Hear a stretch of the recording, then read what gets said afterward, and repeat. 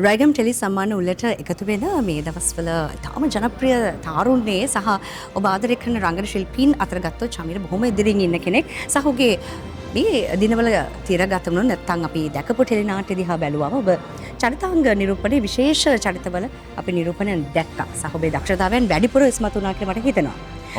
දැන් ජනප්‍රියම කාණ්ඩේ ජනතාවගේ නැත්නම් ප්‍රේක්ෂකයාගේ ආදරය දිනාගත්ත රංගන ශිල්පී බවට පත් වෙලා ඉන්නවා අපේ රංගම් ටෙලි සම්මාන උළෙලේ. මොකද ඔබට ඒ ගැන හිතෙන්නේ? ඇත්තටම ගොඩක් ලොකු සතුටුයි.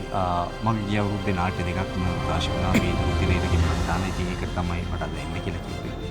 ඉතින් අද ආවා. ඉතින් ගොඩක් සතුටුයි. නිර්දේශක හැමෝටම ගොඩක් සතුටුයි. මම මගේ උපරිම ආදරය සහ ඒගොල්ලන්ගේ ගෞරවය ප්‍රකාශ කරනවා. ඉතින් මේ සම්මාන වල ඉතින් වෙනස්ම විදිහේ අත්දැකීමක්. නළුවෙට හෝ නිලියට මේක තමයි එයාගේ අර කියන්නේ ගැම්මටම සම්මානයක් ගන්නවා කියන එක. ඒක නළුවෙට මාර ආභරණයක් නේ. ආභරණයක් සහ ඒක මාර එනර්ජි එකක්.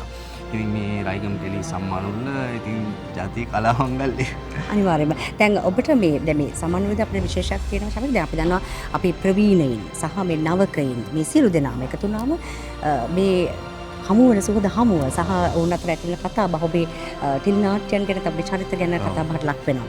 මේක කොච්චර වැදගත් කියලා ඔබ හිතනද? ඔබ මේ ඊළඟ පරපුරය මේ සම්මාන ගෙනියන්න ඉන්න නැත්නම් රංගන ශිල්පියෙක් විදිහට අනාගතයට යන්න ඉන්න කෙනෙක් විදිහට. ඇත්තටම මේ වගේ තැනකට එන එක මාන වටිනවා. මොකද මේකට අද අධ්‍යක්ෂකවරු වෙනවා, නිෂ්පාදකවරු වෙනවා, ඒ වගේම කෙනෙක් පිටපත් රචක, රචකාරියෝ වෙනවා. ඉතින් මේගොල්ලන්ට නළුවෙක්ව දකින්න අපිට කතා කරන්න හම්බෙන්න අවුරුද්දට එකම එක පාරක් එන chance එකක්. මේ chance එක ඉන්විටේෂන් එකක් කවුරුත් මිස් කරගන්න ඕනේ නැහැ. ඉතින් ඒක නළුවෙට වටින දෙයක්. ඒ නිසා අපි ඔබට සුබ පතනවා. ඔබේ රංගන කටයුතු වෙනුවෙන් සහ රයිගම් ටෙලි වෙනුවෙන් එකතු වෙනට ගොඩක් ස්තුතියි ඔබට.